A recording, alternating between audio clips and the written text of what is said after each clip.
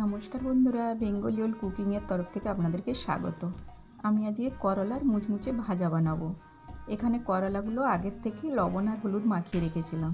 এর মধ্যে কর্নফ্লাওয়ার দিয়ে দিচ্ছি 2 টেবিল চামচ, আর বেসন দিয়ে দিচ্ছি 1 টেবিল চামচ।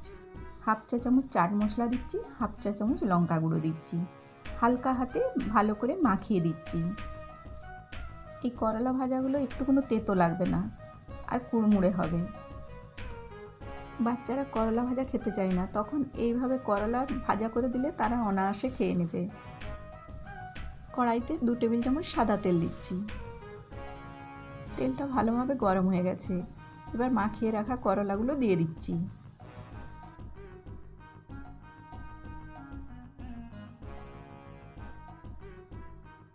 লো টু মিডিয়াম আঁচে 5 মিনিটের জন্য ঢাকা দিয়ে দিচ্ছি। 5 মিনিট পরে ঢাকাটা খুলে নিচ্ছি। আস্তে আস্তে নেড়ে দিচ্ছি।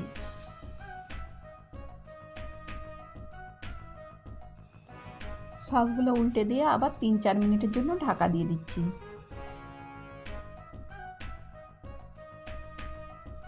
আবার উল্টে দিচ্ছি। করলাগুলো ভাজা হয়ে গেছে, এবার নামিয়ে নিচ্ছি। কতটা মুচমুচে হয়েছে দেখুন।